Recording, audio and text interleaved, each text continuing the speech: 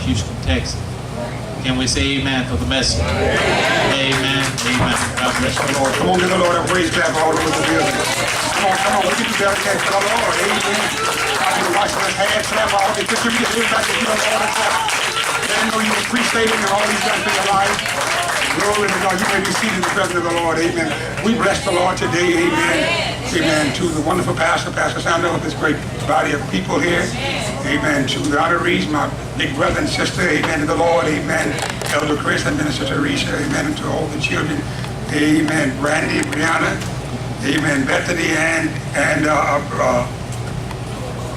Brandy. That's it. I had it down packed. You know, sometimes I don't know what it is. Amen. I think they messed me up though with all that truth they were telling me. You know, they messed me up. You know, I was doing good. You know, fine. Messed me up a little. Telling the truth. You could tell they were convicted to tell the truth when they were talking. That's you can't fake that. Because see, they was honest about themselves and about what they've gone through, and they were real about their parents. And most of you already know that, so I'm talking to the choir anyway, you know. But, you know, I had an inside hand on it as well. I've seen them, amen, when they was babies, and I heard me talk about them when they were ministering then, and they still ministering to the Lord, amen. And we ought to just give some flowers while they're available to these babies. See, the parents raised them, but it's up to them to follow the teaching. Come on. Amen. Amen. You know, just the other day, last night, I was, my daughter, my baby girl, you know, she's the one that, you know, she goes off on the, you know, director, you know, and she do things her way. She got Frank Sinatra spirit. She does things her way. And you know, but she get the job done. But, you know, and then when it get a little tough, she kind of ease her way back in. Daddy, you know, that kind of thing, you know. And so, but last night, you know, I said, oh, okay. I said, oh, okay, you finally get a chance to see you. I ain't seen you in 2 weeks, you know. She had a prayer review and that sort of thing, and got a little place, and so she don't come home that much, you know. Now, Destiny come home every weekend, you know. Now, you might think about it, but she said, well, Daddy, what you worried for? You know, the Lord taking care of me. I learned that from you. Well, you know, she kind of messed me up again, you know. I took my chest out again, you know. Just when you think they ain't listening. Yeah. Tell your neighbor they ain't listening. They listening. And so I can attest to that, you know, because of the small things, you know, and my older girl, you know, she's looking at all I tell you with it, but you know, she know how to use it to her advantage. I go in my bedroom and on my mirror, there's a picture of this thing that she, you know, I don't know how I got there because I didn't put it.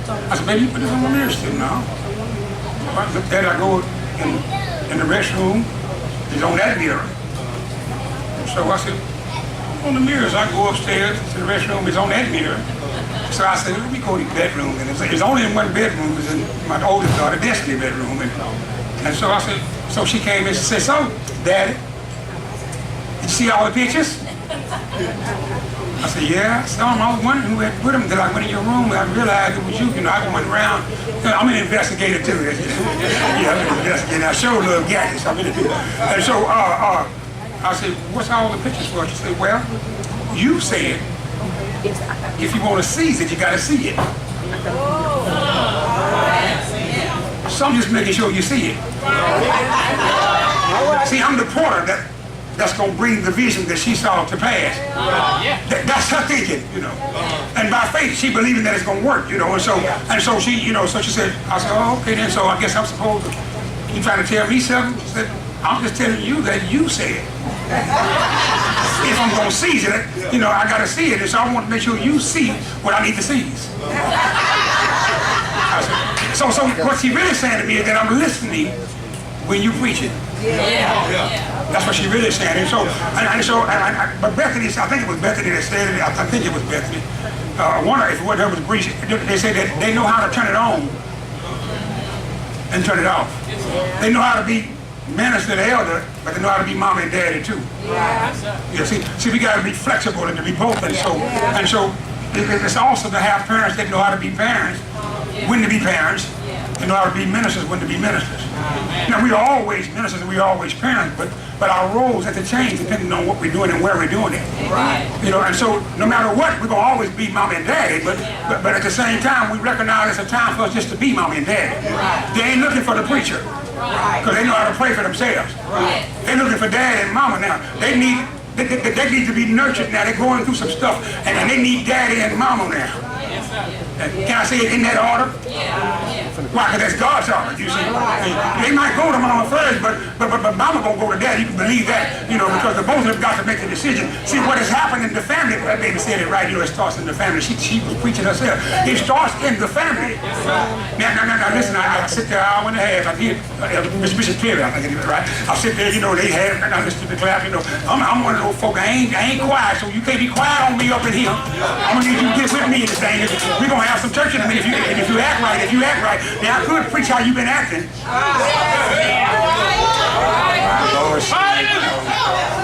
That's what the bishop was trying to tell y'all. He kept saying on the cool, y'all ain't saying nothing.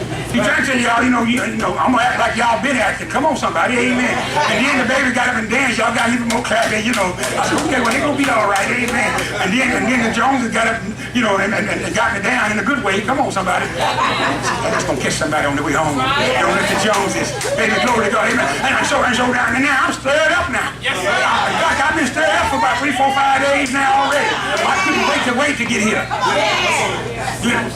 Cecilia, she's been on Facebook just pushing it. And I've been biting on it, ready to eat it. I'm excited about being here. This is my brother and my sister. I know what they're saying is the truth. And so I'm excited to be here. I really am, y'all. So, I know I took up 10 minutes. I was just getting ready. I'm going to get myself ready, calm myself down, and give you the word. But I'm excited, and let me tell you this, and I'm going to move on. I'm going to get to the word. When I walked in, I heard Pastor down, she said, now listen to me. You go on to people want to go, you at home, act like you at home. Oh boy, I felt at home then. See, some folks don't really mean that when they tell you act like you're at home. But she meant every word of it. Just, whatever you need to do, just do it. I almost got the mic from Bishop 2, 3 times. I said, look, y'all too quiet up in here. But I said, God said, stay in your seat, I'm obedient, though. I am obedient. And so I stayed in my seat. He said, you get your time to talk, and you talk. And so, what am I saying? All I'm telling you is this, that we got a reason to be excited. So act like you're excited. I know y'all done went home and got food and that sort of thing. And then you cook some taco salad or something. I can't wait. I've been waiting on that all day. Because I know y'all told y'all last time, I know she can cook. I know that for sure. So I missed the graduation dinner, but I missed the graduation. See, the last time I was together with the kids, it was Bethany's graduation. See, I got good memory in the thing. I missed the next day. Food, but I ain't gonna miss the day. I bet you that. I'm honored to be here.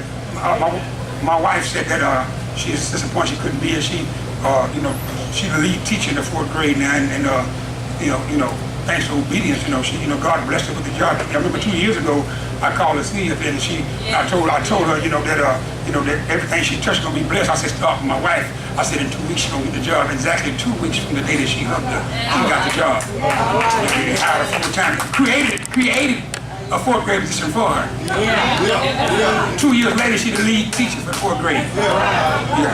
And so because she's the lead teacher, she at home leading. I had 2 sisters-in-law, 3 nieces, Friday night, Saturday night. Helping her do work, grading papers, and she's still grading and doing lesson plans, And so she wanted to be able to, I knew she was, really working. She wasn't faking this time, She even had the TV off. I really knew she was in it then, But I used to say, you can't work watching TV, because you're gonna watch TV 3 times more you gonna work. So she had it off too. So I know she was serious about that thing, but she wanted to be here to tell you she loved you, and I saw she couldn't be here. But can we get to the word of the Lord? Amen. Let's pray. Father, we thank you for the word today, Lord, that we're about to receive. Lord, we are honored, Father, that we can get opportunity, Lord, to be a part of this process, Father, celebrating my elder brother, amen, and sister, Father. We thank and we praise you for Pastor Sandle, Father, for being so gracious, amen, to recognize, amen, the humility in herself, to recognize the help that she has, not just with them, but all that pour into this ministry, Lord. We know, Lord, that there's a greater blessing coming, Father, as a result of it, Father. I thank you for her obedience. I thank you, Lord, for her leadership, that she's raising up mighty men and women, amen, to do a great work, so greatly that she's raising them up so greatly, Lord, that she's not even needed to do it. They can do it themselves. But, Lord, it's all because of the teacher they have, Father. So we thank you, Lord, for her allowing them to be who you called them to be, Lord. And not only them, Father, but everyone a part of this ministry, that they would be who you called them to be. So we bless you today, Father, for your word that we're about to receive, and we honor you with it in the name of Jesus. In Jesus' name we pray. They said amen. Amen. Real quickly, I just need, if you are in leadership of any kind, rest on your feet for about 5 seconds. If you are in the leadership role, rest on your feet. I want to talk to you today. Can I talk to us today, the leaders? Yeah, I want to talk to us. Everybody point to the leaders and say, he talking to y'all. Okay, you can be seated, amen. I want everybody to know who the leaders are, so, because I promise you I'm going to be talking to them all day today, amen, amen. For this 30 minutes I'm about to be talking, because I believe that the decision of, of the kingdom based on the ministry, amen, rests in the leadership hands. How we lead, with what purpose we lead, determines the outcome of our leading. You're only as great as those who follow you. And you don't have to be the pastor to do the right thing, to lead the right way. But you got to be obedient to the pastor in your leading. And a lot of the times, the pastor gives the instructions, and we want to put a twist on it. We want to do it our way. But I need to remind you that the book of instructions, Proverbs said, now God's got one way to do it his way. Lean not to your own understanding, but in all your ways. And he'll direct the path. The problem is you've been leaning in your direction. And God can't get no blessing out of your direction. It ain't going to work that way. So look around. Let me get this story. I want to talk to you briefly today. Take this job and love it. Can we talk about that? Take this job and love it. I'm talking to the leaders today. And now listen, I want to encourage all of you, because whether you know it or not, we all are leaders. You were born to lead. I watched them ladies, young ladies ministering and dance, especially the baby. I mean, she just let God have his way. She was leading. See, you can't lead from the back. You got to lead from the front. So in order to lead from the front, you got to take the job and love it. Right. The songwriter said, take the job and shove it. We say love it though, because see, we got to love this job that we're doing as leaders. If we don't love it, we're wasting God's time. The Apostle Paul labored to foster unity amidst of the diverse population. I'm talking about Ephesians. I'm coming out of Ephesians chapter 4. I'm going to give you some words in a minute, but I'm starting out this way though. So, in other words, he worked at team building. Apostle Paul worked at team building. He wanted to see him in the body of Christ work together, fitly joined together and working together. This morning, amen, I talked about the battle of Jericho and that sort of thing, amen, how Rahab the harlot, y'all know her, in the Bible, Rahab. Her profession was to be a harlot and that sort of thing. But isn't it ironic that God chose her to be the one to rescue those who were seeking? Let me say it that way, or shall I say those who were spying?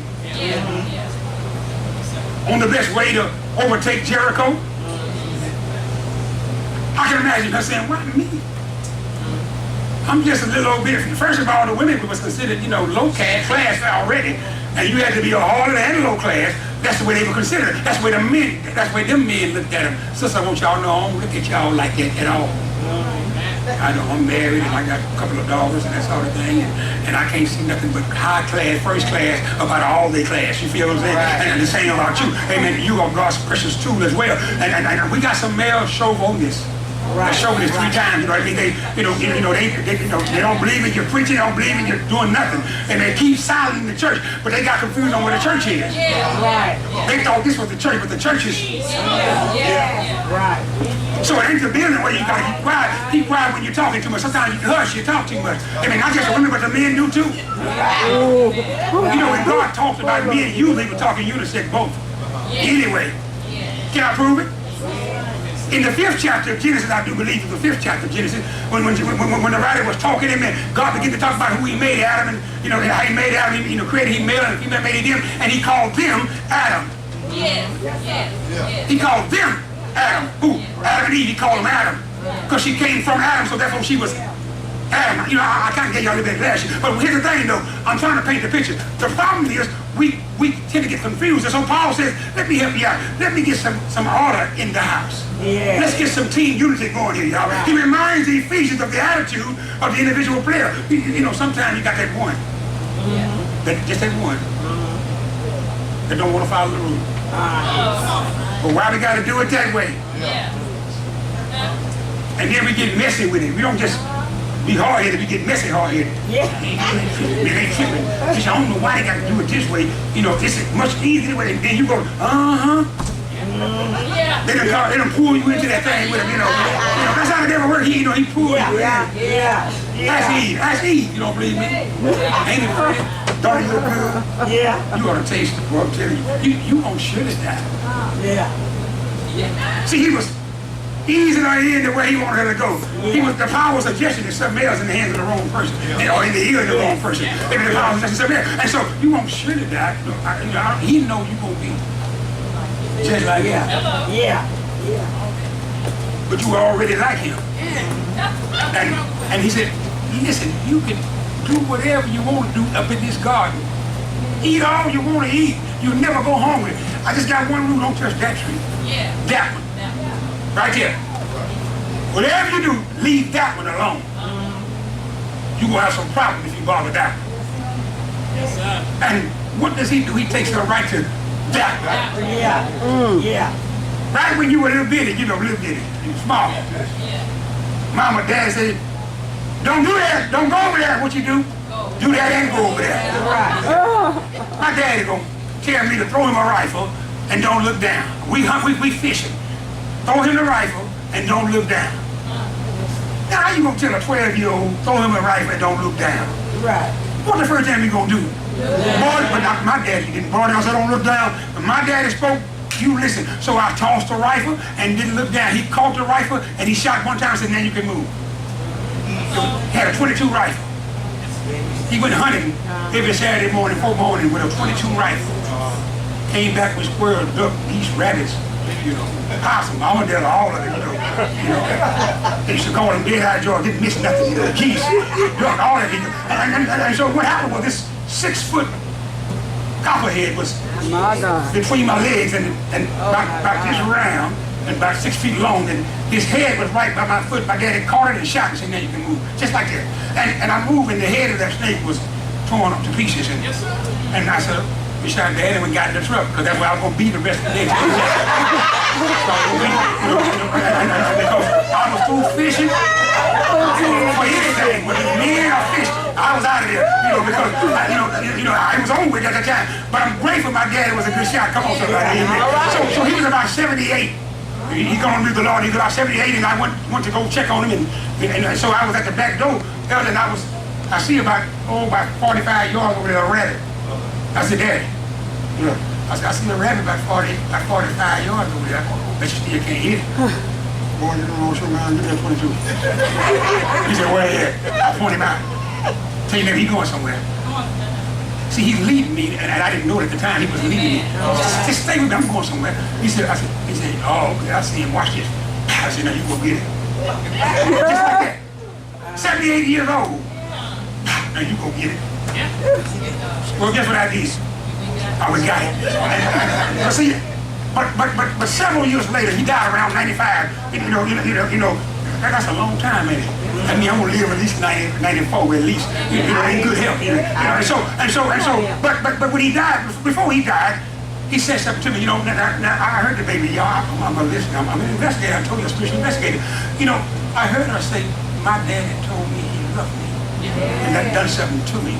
See, 2 times in my daddy's life, I recalled him telling me he loved me. Didn't mean he didn't love me. I only heard him say it twice. The first time I induced it because it was Father's Day. I had all the fathers to come up and all the children tell their father they loved me and vice versa. That was the first time. The last time was he was on his way out to go with the people of the Lord. He had given his life to Christ at a late age. Watch this thing. And he said, son, I want you to know I love you. Boy, let me hear it. My God. Cry me a river, I did, I'm telling you. Because I needed to hear that. I know what she was talking about. I needed to hear that, amen, without me inducing it. Sometimes our children need to hear it without being induced. Amen. Sometimes you need to tell your child when they least expect it, they're like, I love you. Now, I tell my children all the time, but sometimes at the most inopportune time, I'll say, hey, I know you talking about this, but I can't start to come in. I just want to tell you I love you. Oh, Daddy.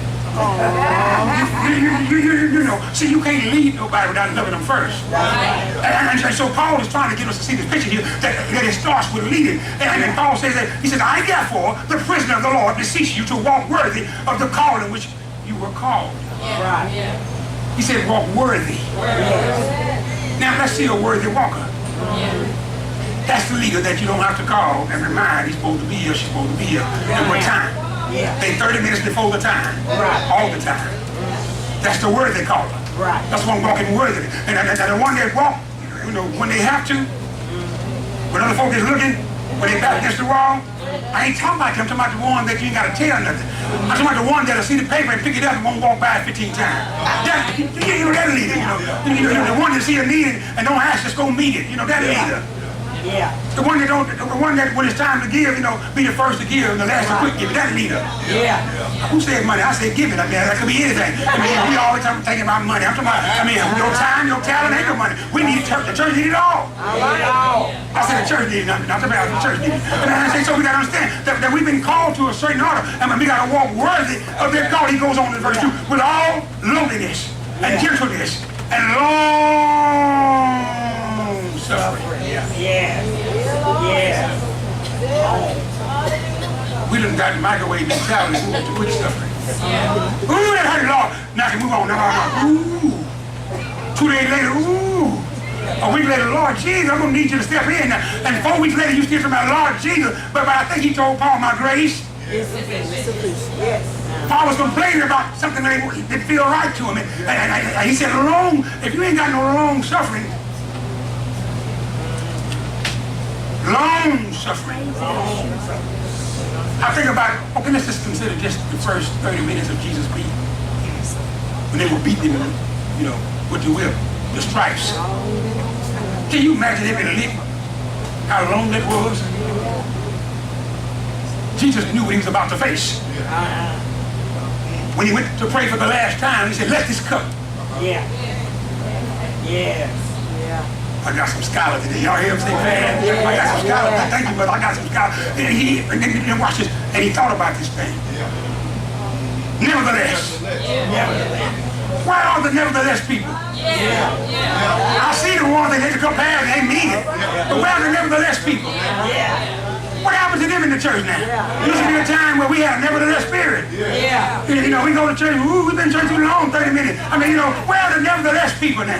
We won't even play 10 minutes. Somebody retired and that sort of thing. But God said, I need some nevertheless people. He said, 3, endeavoring to keep the unity of the spirit of the nature of God. Watch this one bless me right here. Endeavoring to keep the unity of the spirit. I said, Lord, what you saying to me right here? Of the nature of God. Keeping the nature of God. Now, I need you to understand that we said already that you were made in his image. You look just like him. After his likeness, you're supposed to act just like him. That's, you know, have his nature. We're supposed to be operating in the nature of God. And I don't know what this stuff we got going on right now, what we call it the nature of God, but it ain't God. It ain't even close to God. We ain't even live gods at this point because we don't know, because we ain't doing nothing that God told us to do. Even our prayer, we don't even believe it. But the word I word in Mark 11:24 said, therefore I say to you, whenever you pray, believe it in, and you receive it when? Then. You going looking for it tomorrow, but you received it then. See, that's the kind of nation we're talking about. Amen. Your faith got to rise up to the level of the nation where God is saying that it's already done. Did you not know, amen, you don't get to call those things that you not know they were. That ain't your assignment. It's impossible for you to do that. You can't be God. So you can't do that. Your job is to declare and decree what you need, what you want. God in Romans 4:17 said he'll call those things that be not. And so what happened is we've been doing the calling. Calling, shot calling, this whole thing. We think we all at the bag of chips and we doing the call. We trying to tell the pastor how to run the set. All the pastor doesn't need. She might assign the John or whoever, hey, to do the job, and you try to tell them, no, that ain't how you ought to do it. How you know? You ain't the pastor, first of all. And then she says, well, won't you come on and be the pastor for 1 week and get you out? You know, you're doing a good job. Tell me the truth, pastor. Tell me the truth. You lying, the truth ain't in you. You don't want the truth because you can't handle the truth. I had a Jack Nicholas moment right there. Let me go on right here. Then he discusses the attitude of the corporate body and then the whole body of Christ, verses 4-6. He said, there's one body. Let me be clear on this. Ain't one body. My church in Houston, you over in Brown, but we still one body. Yeah. We speak in the same tongue. It might sound different, but it's the same one. We all talking to God. And if you don't, I'm sorry. I'm not talking when they do, because I got praise the Lord, amen. I got a heavenly language. I talk to the heavenly Father. In fact, the only way we'll build up my faith is in the heavenly language. That's what Jude 1 and 20 says. That was the word. I'll just tell you what the word said. But this was in one body and one spirit, just as you were called into one hope. Well, only 15 hope we got going. I hope I get a car. I hope I get a house. No, I hope you get some Jesus. Hope you lead the way God is telling you to lead. So somebody can follow you the proper way. We're not doing what God told us to do, so we can't lead properly. And therefore, people's lives are suffering because you don't know how to lead. You've been given a position, but you won't act right. I'm going to change your name to can't get right. Maybe you'll be all right then. So he said that he expects us to walk in our calling. He said, one Lord, one faith, one baptism. That's what he said. I'm sorry. Since the beginning of time, I heard Jesus clearly when he said this, and I heard the writers when they said it clearly. Whatever you do, do it in my name. And he got but one name is Jesus. So whatever, if I'm going to eat, I'm going to eat in Jesus' name. If I'm going to sing, I'm going to sing in Jesus' name. If I'm going to get saved, I'm going to get saved in Jesus' name. If I'm going to get baptized, I'm going to get baptized in Jesus' name. Whatever I do, I'm going to do it in Jesus' name. Because that's the only way, that's the way he told me to do it. It's got to be his way or no way. And so what happened, we done got saved in a bunch of names, but it ain't Jesus. One God. First, one God and one Father of all, who is above all, and through all, and in us all. If you in him, he in you. If you're not in him, tell your neighbor, he ain't in you. Paul says each of us have been given some grace and some gifts. What's the grace for? Because you know you're going to cut up. You're going to act right sometimes. You're going to act out your character sometimes. And he knows that, amen. But I want you to know today that it's not a mistake. It's a sin. Stop fooling yourself. Well, I just made a mistake. Ain't no mistake. You knew you were doing wrong when you did it. Let me tell you what a mistake is. Mistake is that my vehicle is parked over a drain. You know where the water go down. And I'm putting the key in the door, and I drop the key, and it goes down the drain. That's a mistake. But when I'm lying on purpose, that ain't no mistake. I lied. Stop calling it a sin mistake. You call it what it is. I done sinned. I done messed that thing up. You messed up. You done messed the thing up. Now fix it. The good news is that you can fix it. You can fix it. You can fix it. He called the church. This is what he called the church. He called the church a temple. He calls the church a temple. This is a temple right here. He calls it a bride. And I ain't funny either, but he called it a bride. He called it a bride. He called it a mystery. See, you a mystery to some. But not to him, but you are a mystery. Because of who you are a mystery. Every one of us are a mystery. But he called them an army. Now, you a mystery and an army all together at one time, at the same time. And he said you a body. And the body must be fitly joined together. So the hand can't say to the foot, I don't need you. We need each other to make this thing work the way God wanted it done. And so in the leadership corps, I'm talking to the leader, in the leadership corps, we got to put this footage and come together and do it God's way. Let me tell you something, ain't but one pastor. We may have some assistants, but ain't but one pastor. My wife and I both were pastors, but ain't but one head pastor. All it goes through God through me. And when I open my mouth and speak, it ain't me speaking, it's him speaking through me. So when you disobey me, you disobey who? Okay, you don't factor me in. And so the problem is, you don't seem to get it that if you don't change that, you're going to miss your blessing, your real blessing. You're a blessing blocker, your own blessing, you're blocking it. You know the wall of Jericho, I was talking about it earlier, imagine this, behind the wall was a city called Jericho. They wouldn't even ready to attack the city, they had to deal with the wall first. Some of y'all still dealing with your wall.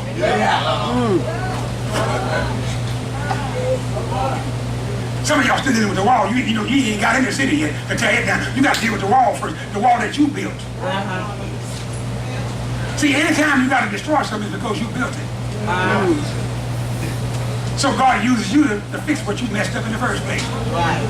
Oh, you thought you were going to get away with it? Why do you think he used Rahab? He used her because she was messing up. Her profession wasn't a part of his profession. She was good at it. She was clever at it. She was wise at it. She was gusty with it. I mean, she was sharp with it. She had to sell herself. Yeah, she had to sell herself. So watch how small she was. Okay, brother, I know y'all got a job to do. But listen, I know y'all be ready to destroy this city. What y'all gonna do for me if I do this for y'all? What's in it? And they gave her an option. If you, we will. They put the if you back on her. If, okay, I tell you what, we'll do it. We'll spare your life. If not, then so our life be taken as well. So they put their life on it and their word on it. When the last time you put anything on anything? I'm just asking you a question. Ask yourself these questions. I'm talking to leaders. Are we building people or are we building our own kingdom and using people? That's the question. You know, but I said, you bless me every time.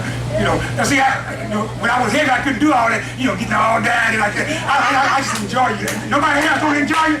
I enjoy you. And I was right there with you, trying to sandwich. I don't sound as good as you, but I was right there with you. I want you to know I enjoy you. I mean, so I want to make sure that every time I come, if I'm just coming to visit, I want to hear you sing. I ain't playing for real with that, y'all. He's sincere. I mean, he's singing from his heart. We need more folk like him. Let me tell you something. People be sitting there making a mock of me. They don't even realize who they dealing with. If they knew who they were making a mockery of, amen, Jesus said, forgive them. Because this is anointed man of God is sold out to what he does. He really loves God enough to do what he does. And he enjoys it in the process. See, the problem is we can't enjoy what we do for the Lord. See, he's a leader in music, in music ministry. And man, he enjoys it. And our problem is we don't know how to enjoy ourselves. So we sit there with picket juice on our face. Trying to lead some folk, and just live in the face. And where the joy? And if you're going to do it, you're not going to enjoy doing it. I used to tell my daughters, if you don't want to wipe dishes, make you a song while you're washing the dishes. Dishes, do them clean. You be surprised what can happen. When I used to get outside that yard, back in the day, when I used to cut my own grass, sometimes I had to sing. Because I was hard to, and then the boat was heavy to push. So when I start singing before I know it, I'm moving faster, and I'm getting on down that yard, and I'm dancing with the grass, moving forward, moving back. And something I sing, something about the joy of the Lord. It comes from my strength.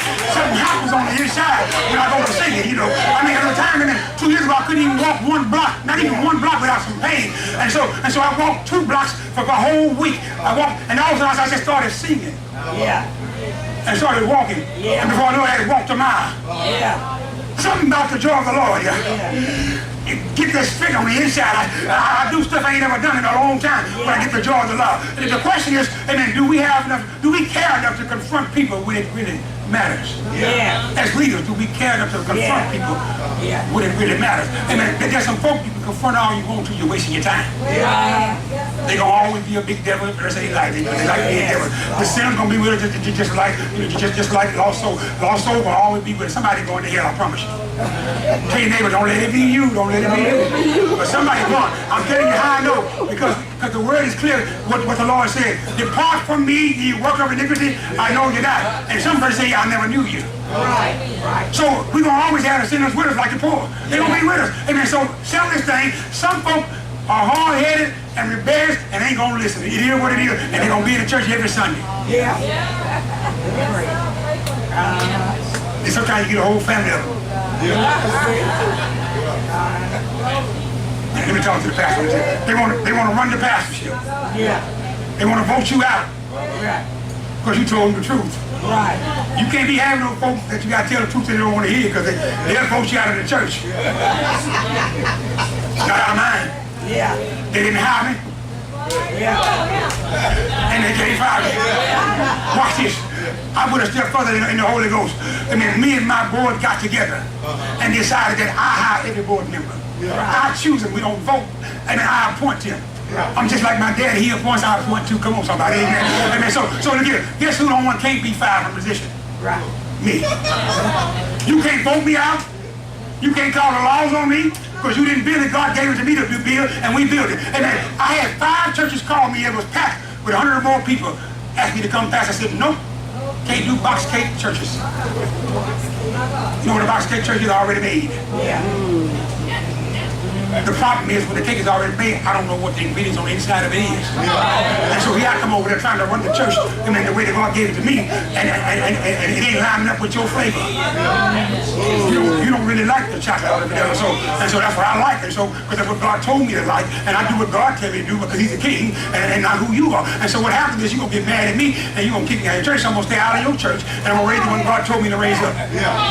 So this time, watch this. So when they come in the house, the first thing I tell them, you didn't hire me, and you can't fire me. Just settle that right now. It's already settled. Amen. I don't have no yes men and women in the church. Amen. They will challenge the bishop when I'm out of order. Come on, somebody. Sometimes I get out of order too. Come on. I need a little help. Amen. I got some administrators, amen, that keep me in check. They're sitting right there. All two both of them, administrators, and they keep the bishop in check. Hold up, bishop. You can't do that, bishop. Oh, yeah. But no, bishop, you can't.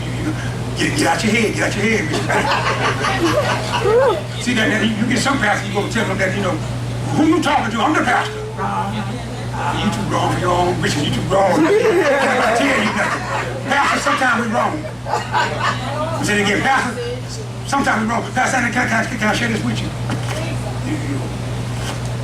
You already know what you got in the house. I ain't got to tell you because you're watching it. You already know what you got. But I think I started this conversation the last time I was here. But I'm going to go a step further this time. God understands the struggle, which is why He allowed me to raise them up. And I promise you, they're going to take your place. Let me rephrase that, because I don't want the devil to get no credit here. Right. They're not taking your place. You're promoting them when the time comes. You still the overseer. Right. I got around it, you still the overseer. Yeah. But you are. And they value your worth, your wisdom, your added value. They do. They do. And if you turn them loose, really turn them loose, okay, y'all do what God told you to do. You still overseeing it. Watch what happens. Watch what happens. If it don't, if this house don't fill up, you want me to go there? If it don't fill up, I'll quit preaching. But you gonna know. It's gonna be a ringing in your ear so loud that you ain't got no trouble to know. You're gonna say, daughter, release. Leave it to the position.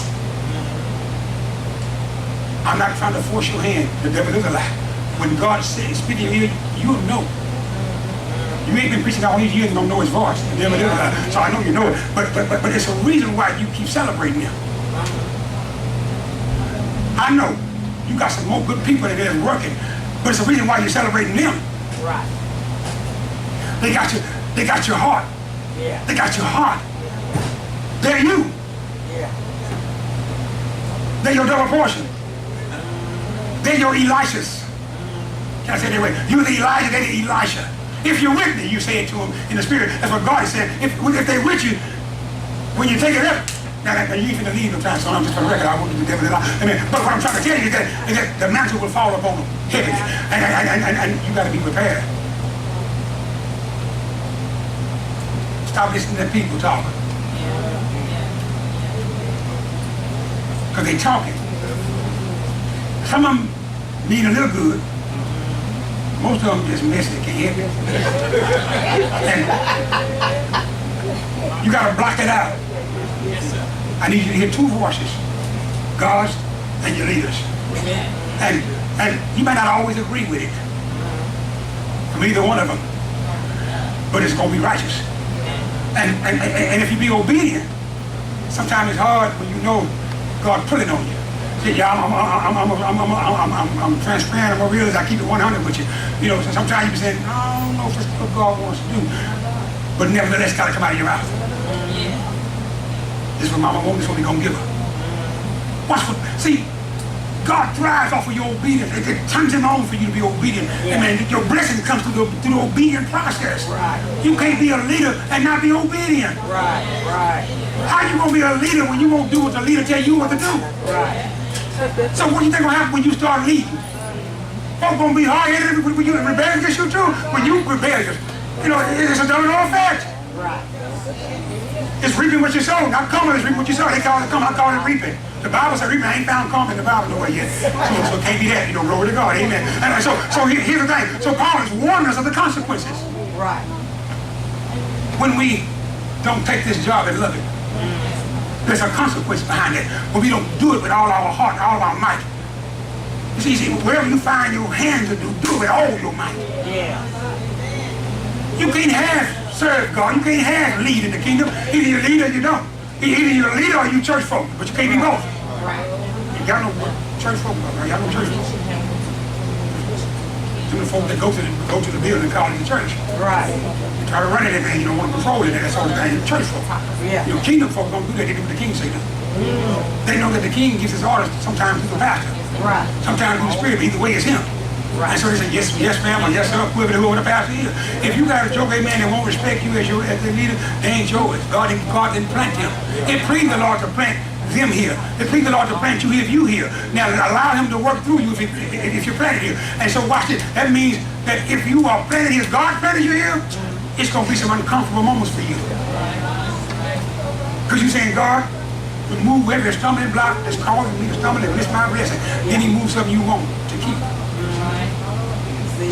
Now you start praying that prayer now. You ain't ready to get that up. But you did tell him to move the thing that's causing you to block. So you gotta learn to start learning. You gotta learn to start learning from your losing. See, you ain't learning from your losing. You've been losing and you ain't learning from it. You're losing for a reason, for you to learn how to win from it. Right. You're going through the hell that you're going through because you ain't learning how to change that thing around. I mean, quit going through the same process and now realize, okay, I got to change something because the same thing happening. Right. Well, the same thing happened, you doing the same thing to get the same results. Right. So you got to learn from your losing. Yeah. That's the only way you're going to bring some order to your situation. You got to learn from that thing. And here's the problem, though. We get in a place where we don't want to hit them. The prophet is, let me just give you these 5 things I'm doing to y'all tired. The apostle is one. There's 5 different leaders that God we know gave to the church. 5 leaders. Let me give them to you right quick. You already know them, but I'm going to give them to you anyway. Apostles, prophets, evangelists, pastors, and teachers. See, they exist to complete the members' growth. We call it the 5-fold ministry, right? Right. And they equip the members to serve. The leadership is supposed to equip the members to serve, right, to become who we are, right, and to go out and do what we've done. Right. But the problem is, if you ain't doing it, how can they go do it? Right. Got it? So the thing is, their roles are varied. The apostle is one who's sent forth to pioneer and establish new works and new leaders. That's the apostle. The prophet is one who speaks forth God's word to inspire, correct, and to motivate and to encourage. Right. But I did say correct in there, right? Rebuke, right? Right. You know, in the Bible of old, the Isaiahs and those and Jeremiah, those prophets there, usually they were warning you of some danger when you were acting right. Right. Today's prophet, you know, tell you about the big house you're finna get. Yeah. Right. Yeah. Right. But you ain't getting no big house or no little house till you be obedient. That's what the real prophet gonna tell you. Yeah. So in fact, if you got a prophet prophesying to you, amen, and you living out of order, both of y'all lying. Yeah. He prophet lying, he ain't prophesying. Glory to God. See, that's the evangelist. The evangelist is one who shares Christ with outsiders. Those on the outskirts, I call them Samaritans, you know. Yeah. They're forgotten about. The outcasts. You don't look at them. The one you shake your head at is, Lord, don't make no sense. Them ones right there. Yeah. You know the one you shake your head at. Yeah. You know, the ones that got their pants hanging down to the ground. And the one you turn your nose up at. Them ones, you know. Well, if you don't do that, they ain't talking to you. Talking to the one that turn your nose up to. You know, those are the ones that we got to evangelize. But those are the ones that need Jesus. Yeah. We trying to evangelize folks that supposed to be saved already. Yeah. We trying to evangelize the church. Yeah. We bring a revival to the church. Revival out there. Yeah. Folk need reviving. Yeah. And we trying to revive the church. The church dead and there's something wrong from the top down. So we got to fix this thing. Yeah. We got to fix the leadership core and we'll fix the body. Okay, let me go further. We got to fix the house. Yeah. Yeah. I heard from these days, we got to, it starts in the house. We got to fix, you fix your house, you fix the church. Yeah. If the house tore up, the church tore up. Yeah. It is what it is, y'all. Then you have these, then you have these pastors, the shepherds. Mm-hmm. They guide, they guard, they lead the people, they serve the people. The shepherd serves the people. The shepherd serves the people. The shepherd serves the people. Yeah. Obviously, they've been doing some serving over here.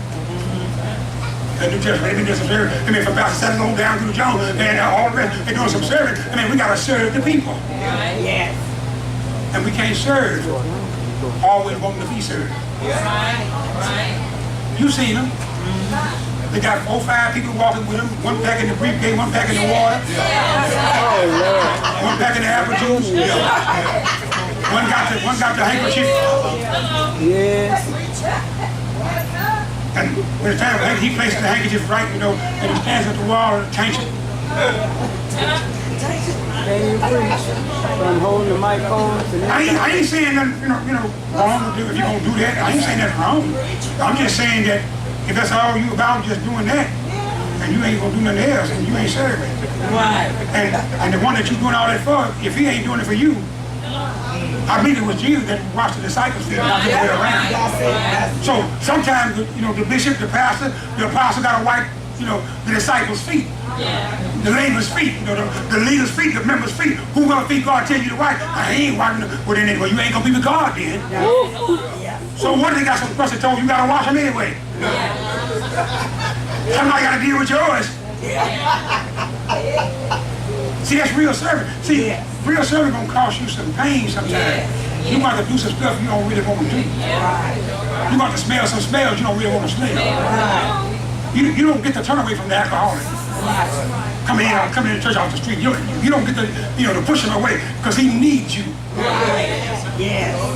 That one that come in and talking loud because they drunk. You don't get to push them out of the church unless you push them out to pray for them and get them delivered. Amen.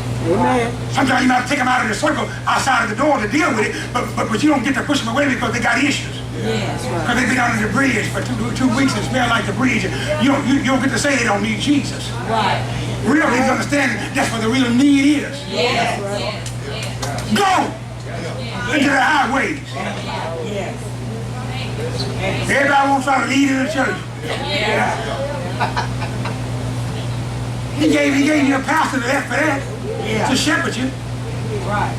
That's one of these people once a year.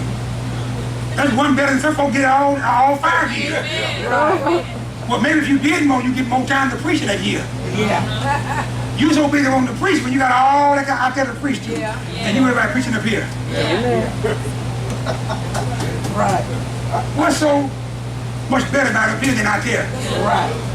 These folks ahead, I'm supposed to be teaching to them, not preaching anyway. I'm preaching to those that need and understand that they lost.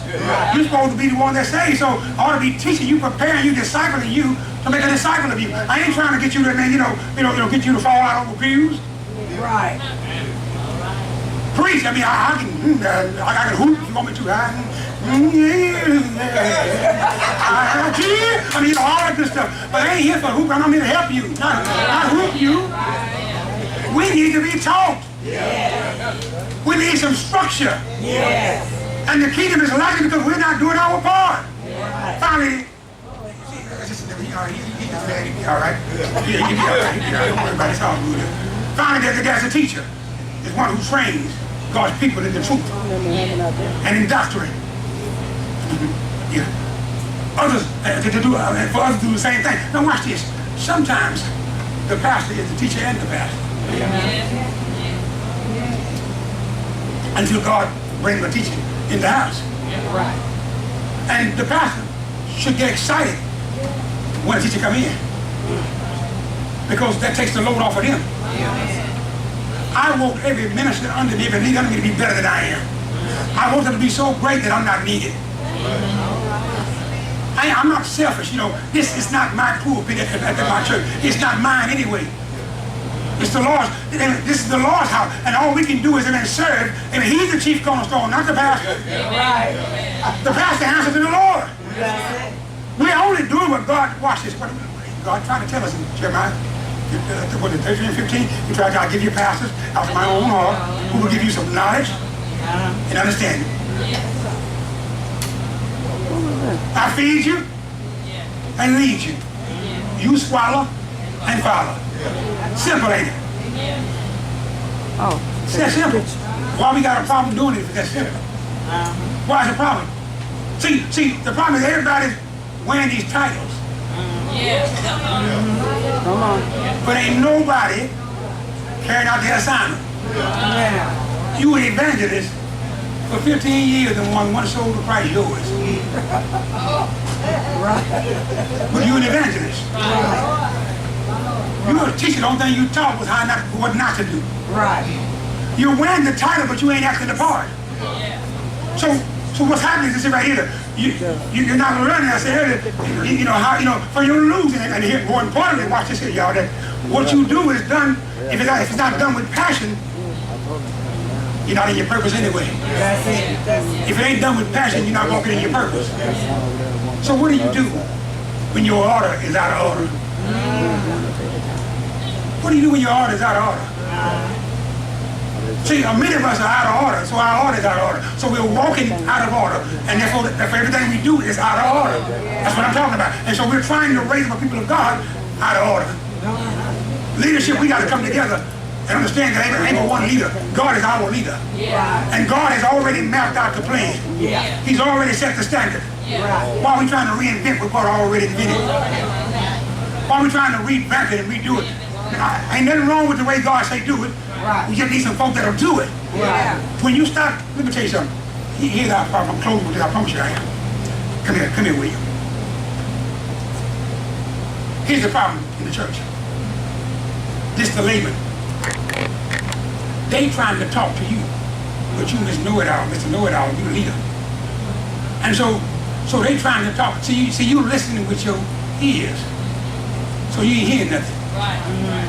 When you start listening with your ears, your eyes, and your heart, then what you do is then you put yourself in the place of the one that's talking, and see it from their point of view.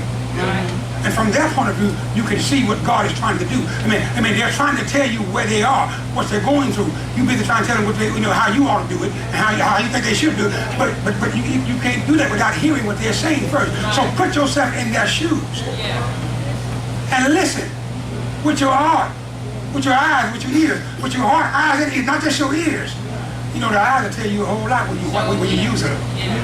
Just watch a person. Yes. They'll sit there.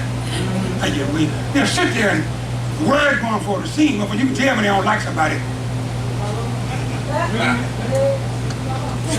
But because you're busy not paying attention, you don't see this cynical attitude they got. Soon as they sit down, praise the Lord. Soon as they sit down, they're going to praise the Lord. They don't like that person. You see it, but you ain't calling them on it. Excuse me for that, brother and sister. Can I talk with you in private? First you did in private. I saw that look. I noticed when Brother Jones was up there talking, how you was fold your arm, had an attitude. As soon as you start praising the Lord. What's up with that? See, that's what a real leader should do. Can I prove it? Say, prove it, Bishop. You remember when Peter got side himself? Jesus rebuked him openly. We want to be rebuked in private. Jesus didn't play that game. He rebuked you where you were. Put away that sword, Peter. He didn't just stop David over there to heal the man here. Peter started cussing. He started cutting. Because when you get your emotion, you start cussing and cutting. Ain't nothing good in your emotions, but ain't no good in your emotions because that's all in here. And everything in here is bad. If it ain't your heart, it ain't God. It is what it is. And so you all up in your head and get emotional. You mad at the world. I don't even know why you mad. You got rocks in your jaw. I don't even know why you got rocks in your jaw. Just mad. Come on, hey. We not on you. Come on, you ain't nothing on me. You don't even know why you just mad. I don't even know why you're mad. Just mad. You bring that same old mad attitude into the church. You a greeter. Worship. Whatever you want to call it. You let the door with rocks in your jaw. Praise the Lord. You say, come over here. Anybody come to your church like that? Right. I had these two leaders, they were in the wrong position. They were in the opposite position. One was I had them on the prayer team, assistant prayer, and one of them a greeter. And it took me one service to recognize they were out of order. Because she moved 15 times in that 1 hour at that door. She wanted to do it. I said, oh no, she can't do that. And the one that was praying, she was too timid. I could, she could pray whenever she would pray, but she was scared to get out at the time. So I said, oh, okay, I see now. So I said, I called her and I said, I'm about to switch out. You're going to go over there and read it. And you're going to make this prayer. Well, the one that was doing the prayer, she said, okay. But the other one had an issue. She had an issue. Issue. You know, so I said, listen to me. Just trust me on this here. It's going to work itself out. I know you want to be at that door. I know. Because you like to be seen sometime. But just trust me on this thing. She flew around the next week and said, okay, Bishop, what we're going to do. She flew around and started praying.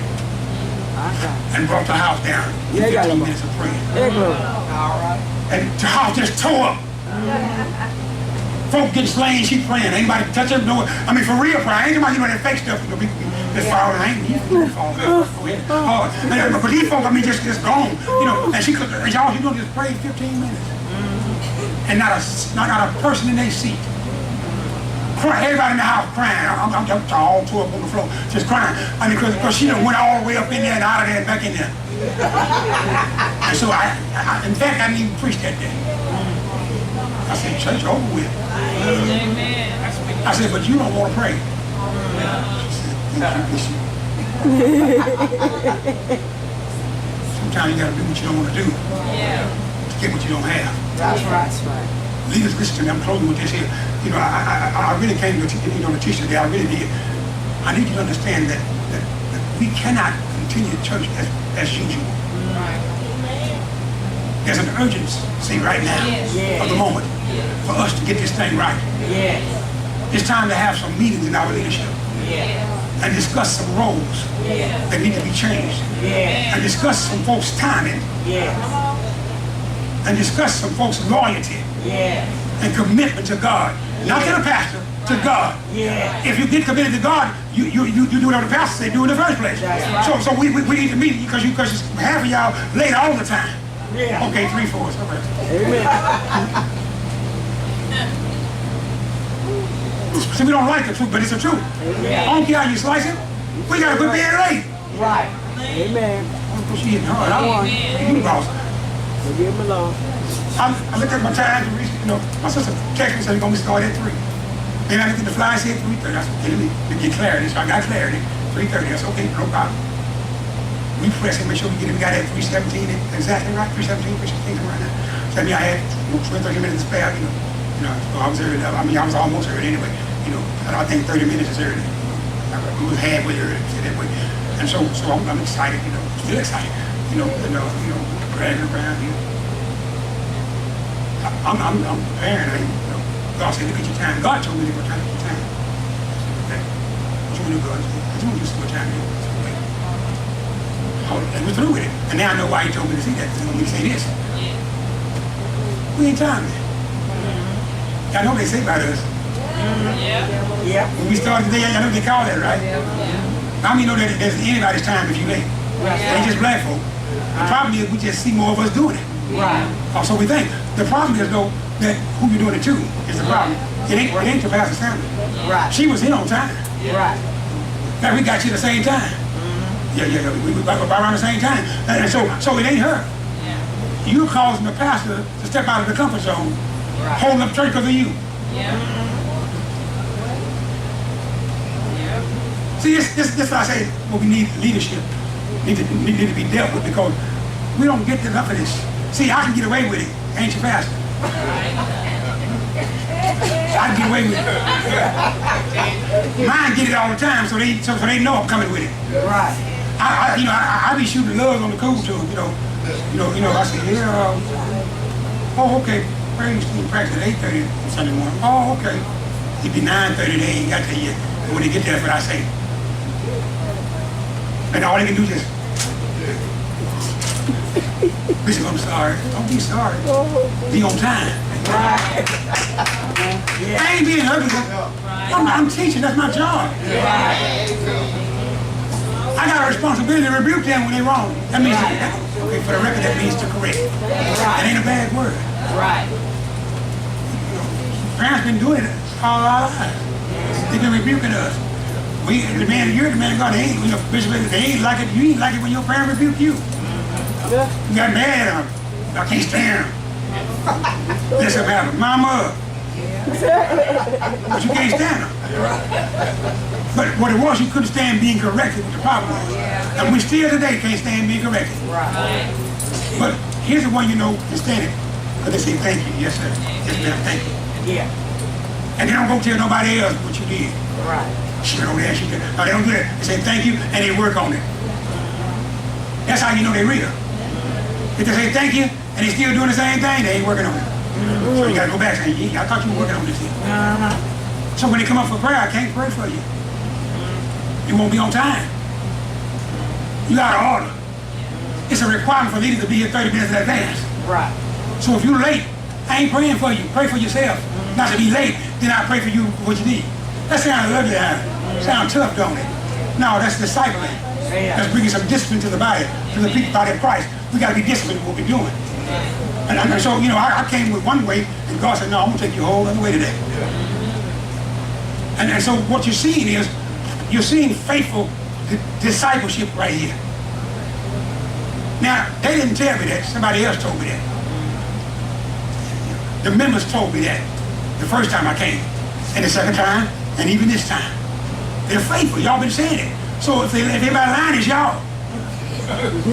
So I'm taking you at your word. They're faithful. She always here, they say.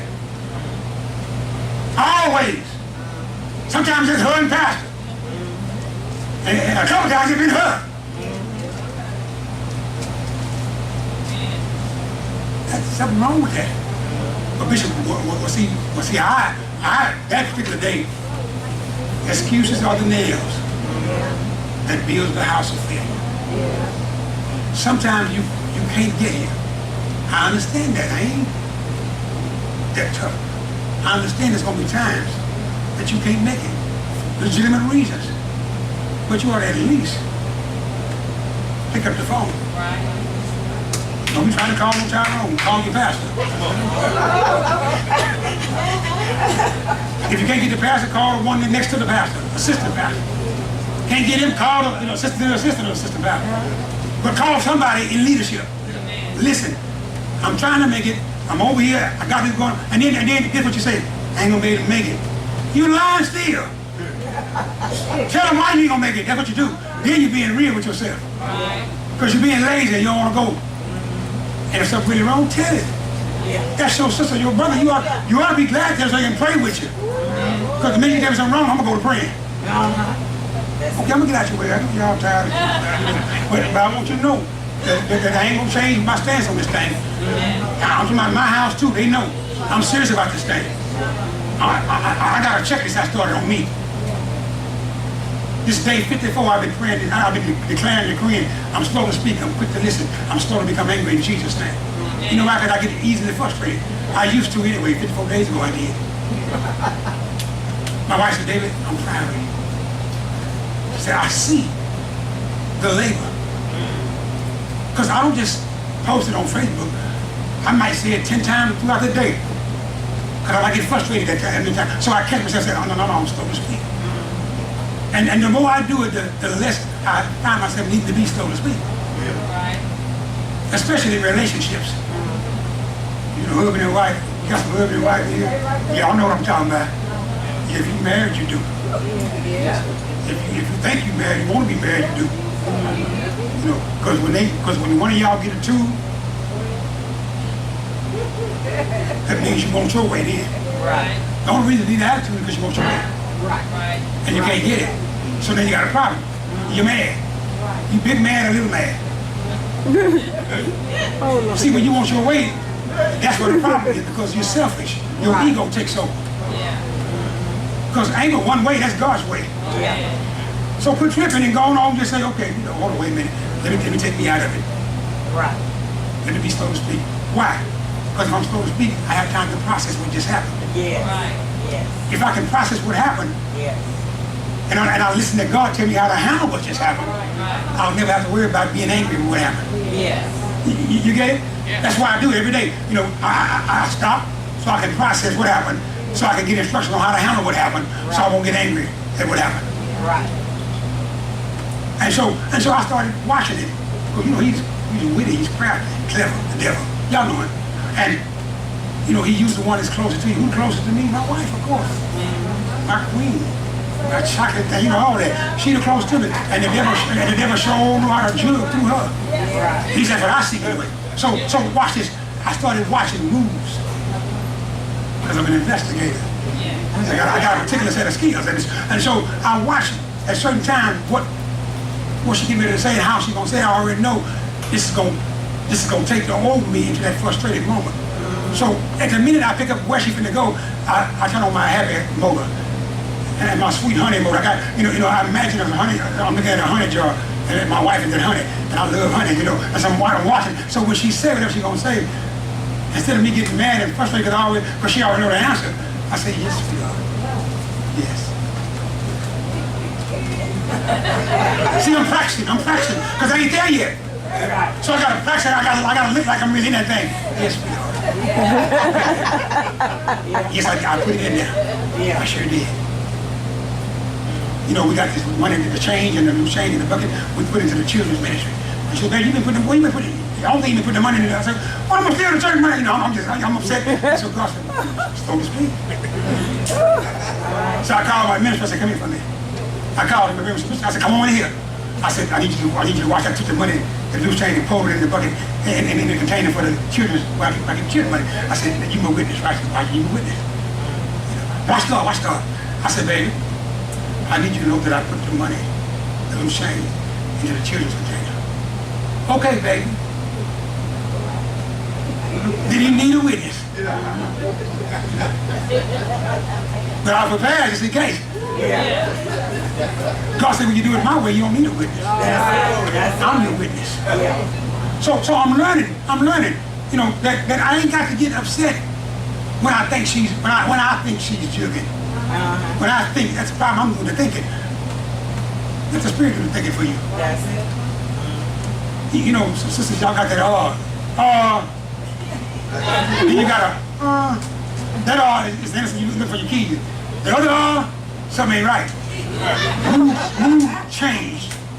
Y'all know it is what it is. 5 to 55, don't matter. You got to change, and they're shifting in you.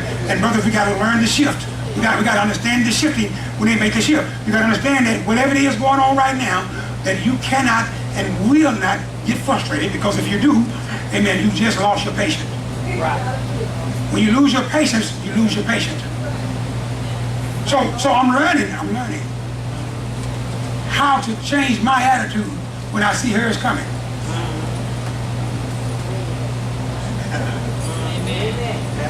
See, that'll drive some of y'all say, what you mean I got an attitude? We all got an attitude, good or bad, it's an attitude. Right.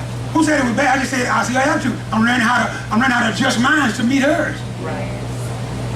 With the same force of humility. So no matter what she do, how she do it, how she say it, I'm gonna respond the same way. Yes, dear. Okay. And then sometimes I say, no. I say, oh, I'm sorry, baby. Yes, dear. Even if I mess that thing up, I say, I'm sorry, baby. I didn't do it right. Let me fix that. Yes, sweetheart.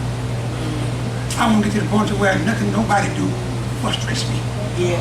So until I get there, I'm gonna keep declaring, decreeing every day. I'm slow to speak. I'm quick to listen. I'm slow to become angry. In Jesus' name, I'm out of time. Bless the Lord. Amen.